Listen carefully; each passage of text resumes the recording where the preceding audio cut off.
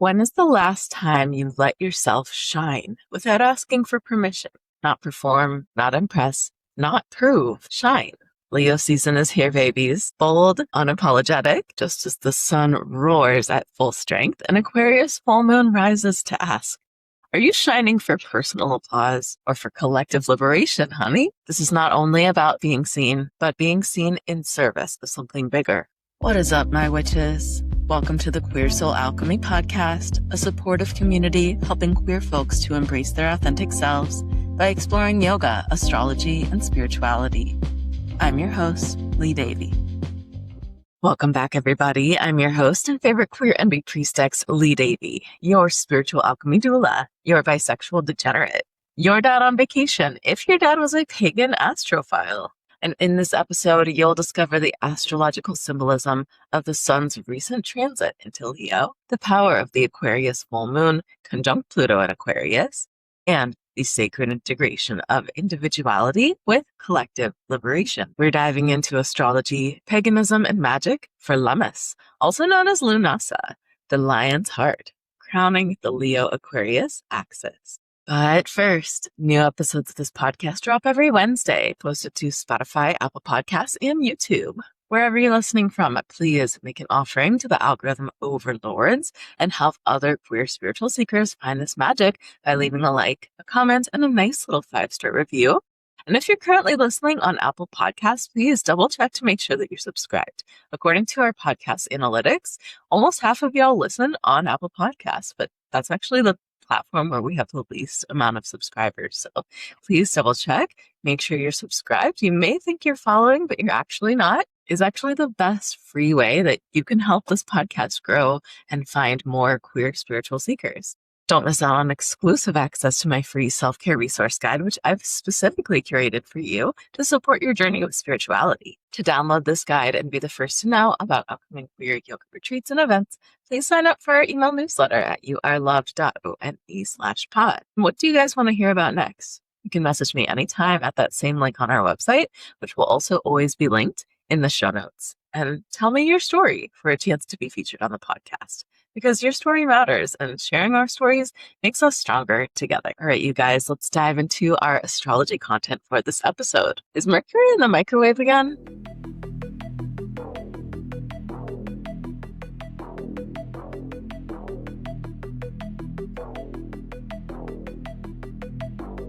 So Mercury is out of the microwave, y'all. Mercury is now direct, but it was in retrograde in the sign of Cancer from June 30th all the way until July 23rd. And we won't be past the post-retrograde shadow period for this retrograde until mid-August. So prepare for a few more weeks of miscommunications, technical difficulties, and what may seem like endless traffic and construction. I swear, you guys. So last week, Mercury went direct on Thursday, and it seemed like the traffic and the construction was multiplying. Like when Mercury first went retrograde, I was like, all right, things are going okay. Nothing too crazy so far.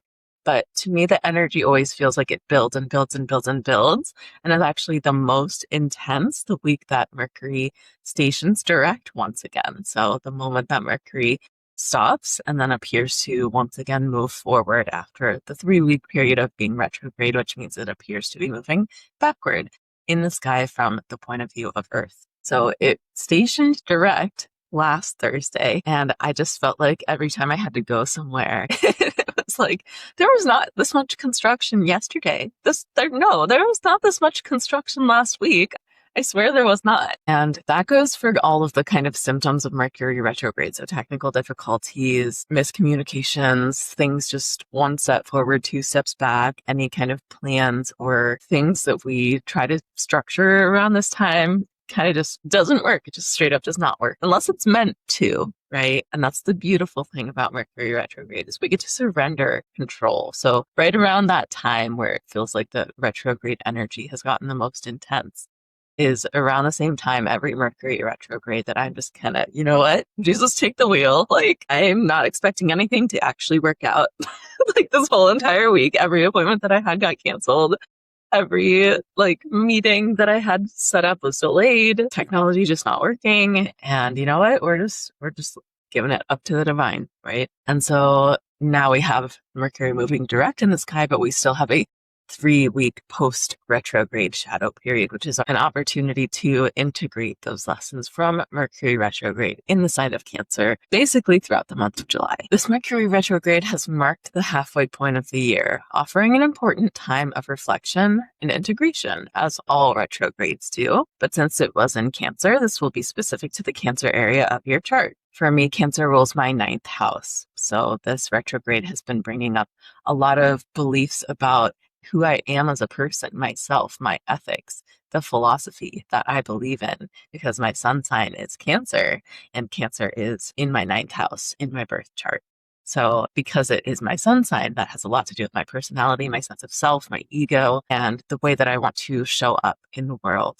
And then because it's my 9th house, it has to do with that philosophy, ethics, higher learning themes, and so forth. So this retrograde for me has been a lot about understanding how I show up in the world. Is the way that I show up in the world truly in alignment with what I believe, my ethics, what I feel like is what I believe in my personal ethics? Is that coming through in my work? Is that coming through in the way that I present in the world? Because it doesn't really matter if I have the best of intentions if it's not coming through, right? Intent does not equal impact. And that's so true, right? I can have the best of intentions, but if the impact is still harmful, it doesn't really matter what my intentions are, right?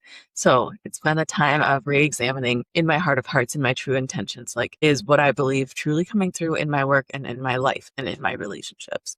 And I think I'll share more about that in next week's episode. So stay tuned on some personal reflection and story time there. So what seed did you plant in your life at the beginning of this year around January or February that is now beginning to first start to bear fruit for the first harvest, or Lammas, right? This Mercury retrograde in the sign of Cancer brings a potent opportunity to integrate any lessons that you may have learned in that area of your life. We've been spending a lot of time and energy in the Cancer Capricorn axis over the past month. Now moving forward, we will be moving into a much different energy. So now we are in fixed fire season, Leo. Full moon in Aquarius is rising opposite as I'm filming this video. The Leo Aquarius axis is the axis of authenticity and belonging, fitting in versus standing out. And the lunar nodes have recently shifted from Pisces and Virgo to Aquarius and Leo. So themes from this axis, like I said, will be coming up for nearly the next 2 years. And Pluto in Aquarius will also be conjunct the full moon in Aquarius. That's happening today, July 29th. So we need to refresh our memory on that first. Pluto officially entered the sign of Aquarius on November 19th, 2024. That's right, just 13 days after you-know-who won the presidency on November 6th of 2024. Pluto is the lord of the underworld, and Pluto then went retrograde in the sign of the people, Aquarius, once in 2025, and then again for the second year in a row on May 6th of this year. So Pluto is currently retrograde and will remain retrograde until October of this year. This transit is offering us a collective opportunity to lock in and focus on the revolution and egalitarianism and all those other Aquarian themes that we would like to implement within our culture and society. Radical social progress. Because Pluto is so far away, it does take approximately 20 years to move through each zodiac sign. So this is what makes it a generational planet, meaning that it is representative of the collective and it describes entire generations of people more so than individuals. As the planet that represents the collective subconscious and unconscious mind learns the lessons of each zodiac archetype, the collective consciousness shifts and evolves along with it. Planetary retrogrades are windows of opportunity for reflection and integration, like I said, inviting us to dismantle mindsets and power structures and hold space for our deep inner transformation on both a personal and a collective level. So any outer social progress that is achieved during this transit will come as a direct result of shifts that we make inside of ourselves, within our homes, within our families, within our schools. Pluto also represents those things that are unseen by or difficult to see or just barely seen by the light of our consciousness, which is represented by the sun.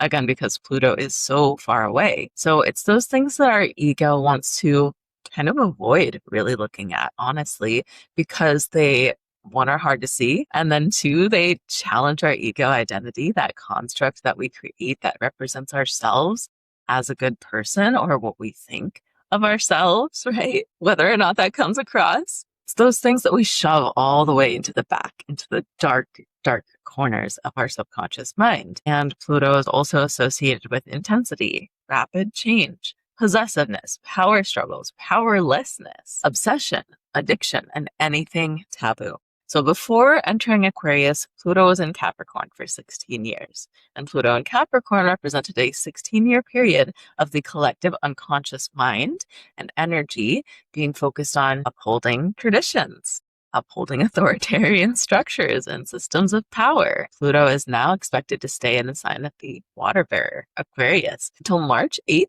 of 2043. So we are officially in the age of Aquarius as far as I'm concerned.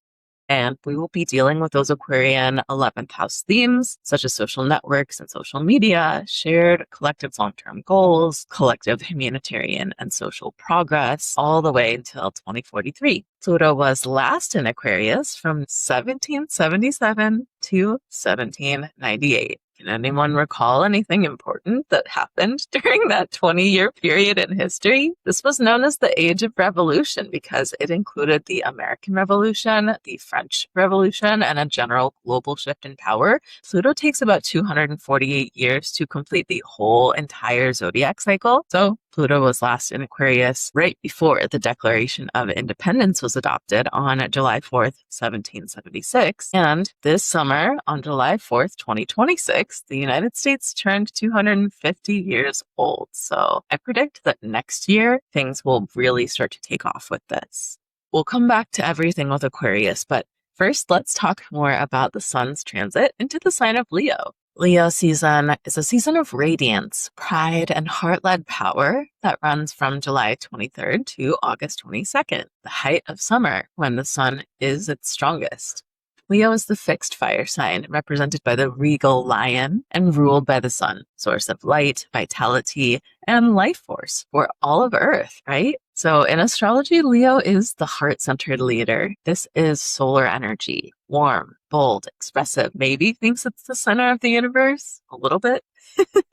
But hey, to its credit, it is the center of the solar system. So Leos radiate presence and power. They are natural performers, captivating storytellers, and are often called to a teacher's path. Their confidence can be contagious, uplifting and inspiring others to trust their own instincts and step more fully into their personal authenticity. Because Leo is ruled by the heart, both emotionally and energetically, there is a deep sense of devotion here. Think bhakti yoga and loyalty. When a Leo celebrates you, it is so real. You will know if a Leo doesn't like you because they will not pay you any attention. Leos do not have it in them to be fake friends. When a Leo celebrates you, it is because they love you and they know you shine and they want to see you shine. And they also know that they shine and they want to shine together. They want everybody to just shine and just feel themselves. But of course, the sun also casts shadows. Performers and entertainers that they are, Leos tend to crave external validation, recognition, and admiration. They often share about their accomplishments in order to feel connected and hope that you'll do the same. But sometimes that comes across as bragging. Their natural confidence can be perceived as overbearing or even self-absorbed, especially to the more humble signs like Virgo or Capricorn. And when the fuel of praise feels scarce, insecurity can cause the lion to roar. Like all the fire signs, Leos have a temper, and that temper can flare as a protective shield over vulnerability.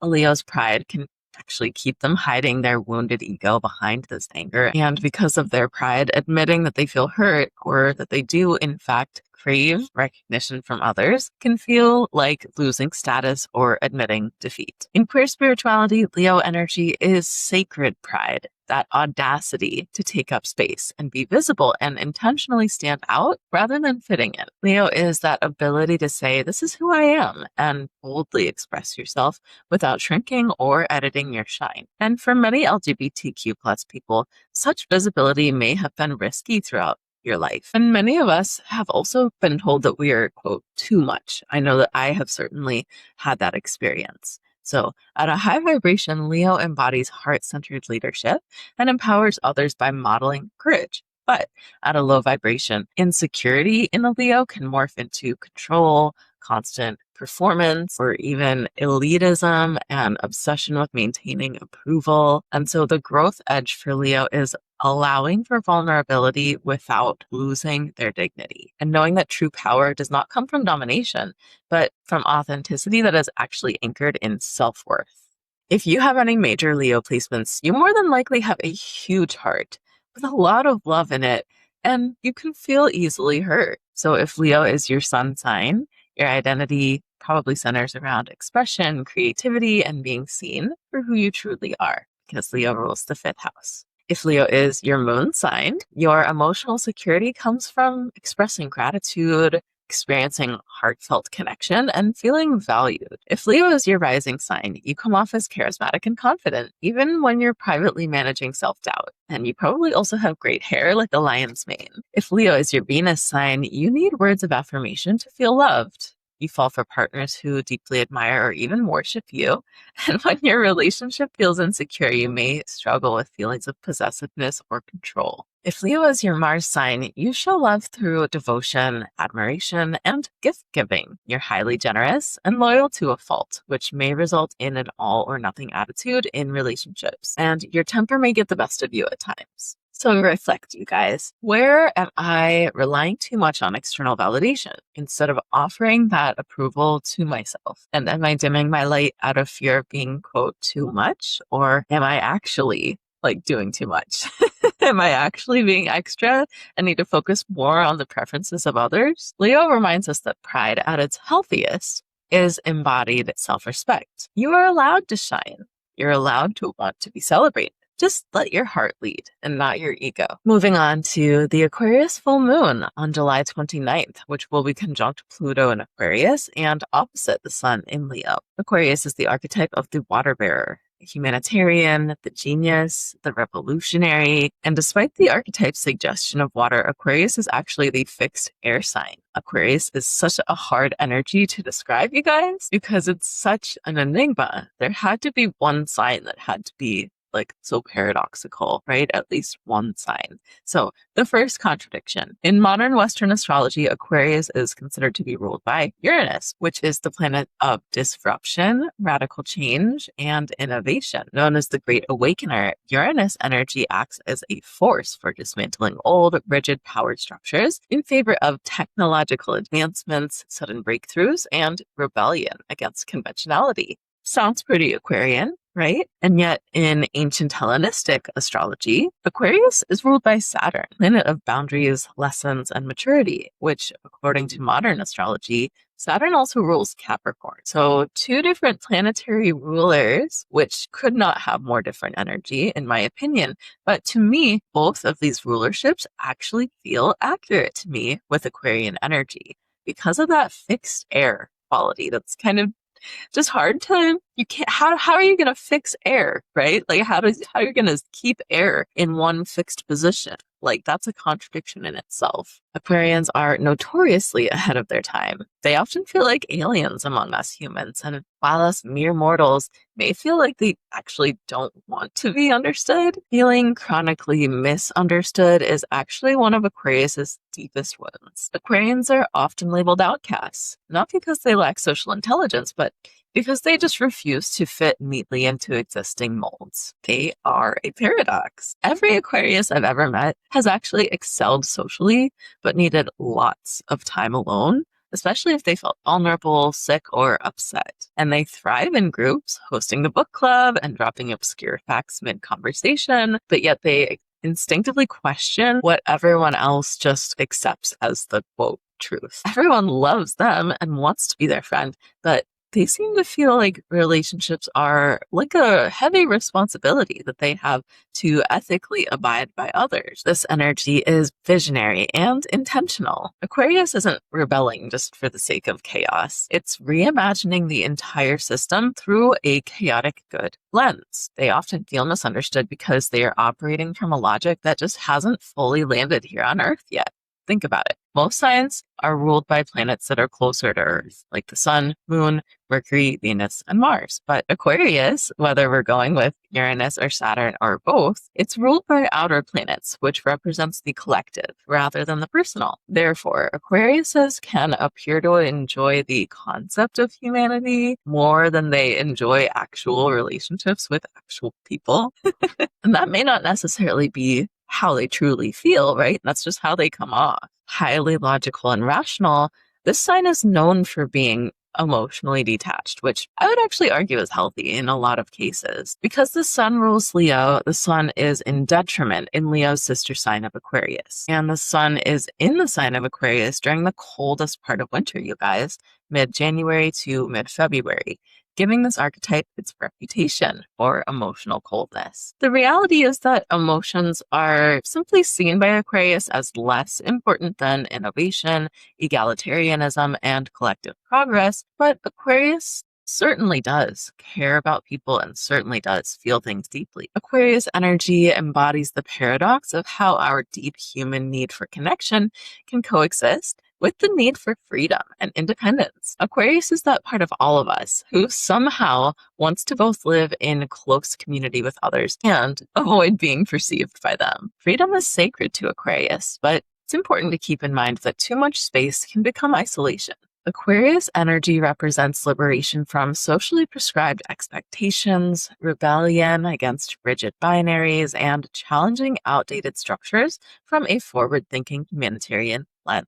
Many LGBTQ plus people resonate with living in between or outside of definitions, being chronically misunderstood, and constantly striving to keep the balance between honoring their individual expression for their sanity and belonging to bigger groups in order to stay safe. Its highest vibration, Aquarius energy is humanitarian, genius even, and highly committed to social evolution. But at a low vibration, let's just be honest, you guys, a low vibrational Aquarius can be insufferable. The phrase that comes to mind is contrarian hipster. They can intellectualize to stay emotionally detached, which at best is not the healthiest in relationships, and at worst can be straight up abusive. And they can prioritize ideology over intimacy, expecting ethical perfection from people as if we were more like machines, blocks intimacy by removing our permission to just be human, make mistakes, and grow. So, as always, the lesson is integration. Don't think this lets Leo off the hook, you guys. We're about to get to that. But Aquarius teaches us that freedom and belonging actually don't have to be mutually exclusive. If Aquarius is your sun sign, your identity likely centers around innovation, independence, and challenging the status quo. If Aquarius is your moon sign,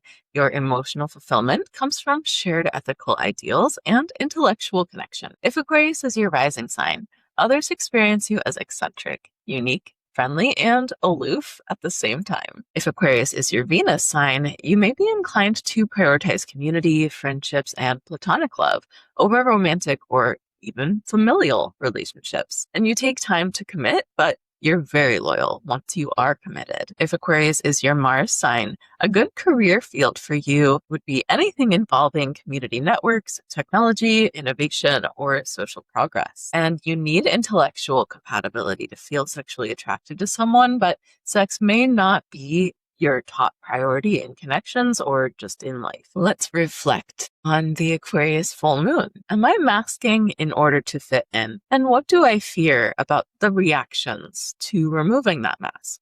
Am I being an edgelord just to troll?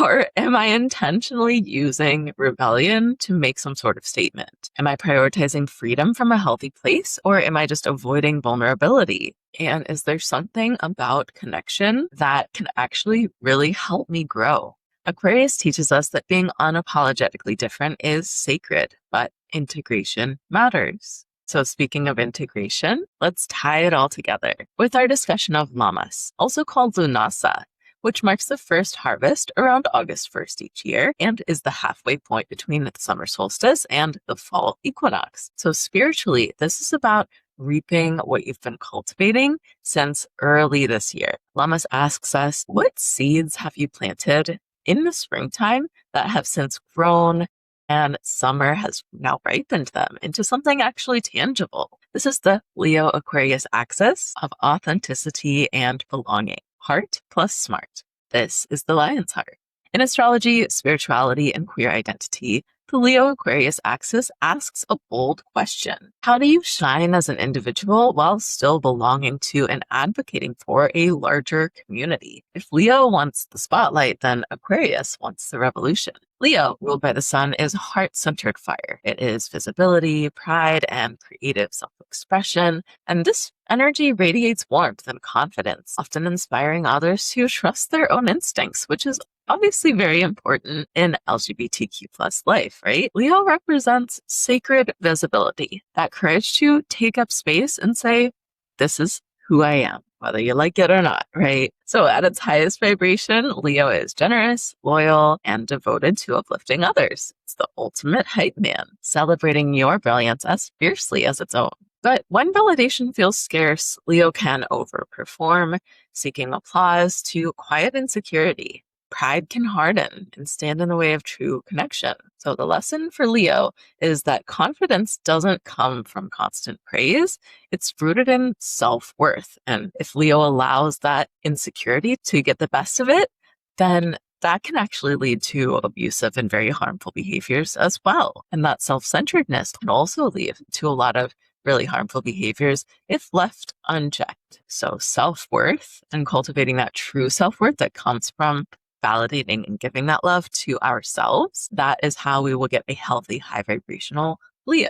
And then across the wheel, Aquarius is our visionary air sign, ruled by the contradicting energies of both Uranus and Saturn. This energy questions norms, but loves structure. It disrupts outdated systems, but creates more equitable new ones. And it imagines better futures for the collective, sometimes at the necessary expense of certain individuals. And I think we can all guess who those certain individuals might be. In fact, I'm thinking of one particular individual who actually has a Leo rising that has very much gone unchecked and could use a little Aquarius to check it. But side note, his deceased best friend actually was a very low vibrational Aquarius. So just another really interesting framework to put on this. If you know, you know. I'm not going to go there in this episode, but I've talked about it a little bit in previous astrology episodes. Point being, Aquarius thrives in community, but hates being boxed in by labels. And Aquarius energy challenges binaries and expands the definition of what identity can mean. This axis asks for integration. Can you honor your authentic personal expression, which is Leo, while contributing to collective liberation, which is Aquarius? Can you hold both pride and progress? Authenticity without community support becomes toxic hyper-individualism, but a community without diversity of expression becomes toxic conformity. How can Aquarius be so eccentric, so unique, and contrarian, and yet also have a habit of squashing out its own uniqueness and desires for the sake of belonging and fitting in? But again, Aquarius is full of contradictions. It's the fixed air sign. Fixed air. Explain that to me. It's ruled by erratic, unpredictable Uranus and steady, mature Saturn, two planets with completely different energies. And its name sounds like water, and its archetype even involves water, but it's an air sign. Like, riddle me that, Aquarius. Somebody had to be the oddball of the zodiac, and I guess it was Aquarius. So the Leo-Aquarius axis reminds us that healing isn't about choosing between the ego-driven spotlight and rebelling against the crowd. It's about shining in a way that helps others see themselves and building a world where everyone gets to glow rather than everyone just being squashed. The magic lies in the middle, a courageous and intentional contribution to culture and humanity. The Leo-Aquarius axis integrates individuality and belonging. Leo without Aquarius becomes a self-centered performance, but Aquarius without Leo becomes an abstract ideology, disconnected from the beating heart of humanity. If Leo says, "This is who I am," then Aquarius asks, okay, but how does that serve the future? If Leo is the heart, then Aquarius is the rational mind. So integration sounds like I shine, and my light helps others to see I belong, And I honor my own unique needs. So if you've been following along with our reflection questions, go ahead and grab your notebook and I will repeat our final reflection questions for this episode. So first, find where is Leo in your chart and where is Aquarius in your chart.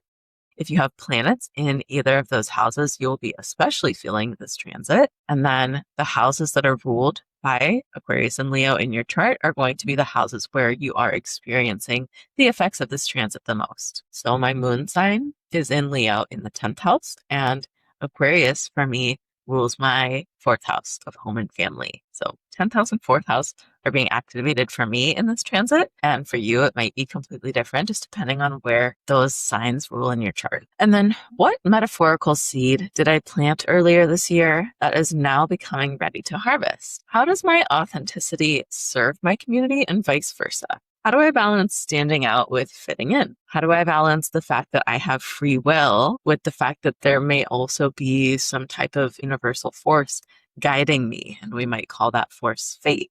You are not here to shrink. You are also not here to disappear into the crowd. And you are also not here to suck all the air out of the room. You are here to glow in a way that makes space for others to glow too. All right, you guys, so we have our reflection questions, and now let's talk about our ritual challenge for this episode, which is called Harvest Your Light for Lammas. The first step is to write down 3 ways that you've grown since the start of this year, and you can also include that in your journaling for the rest of this episode if you'd like. And then the second step represents Leo, so you'll light a candle to access that Leo fire and speak those accomplishments out loud, giving yourself that recognition, admiration, and praise. And then the final step represents Aquarius. Reach out to someone you love and affirm something about their growth. Shine, then share the light. That is the lion's heart. Happy Lughnasadh, everyone.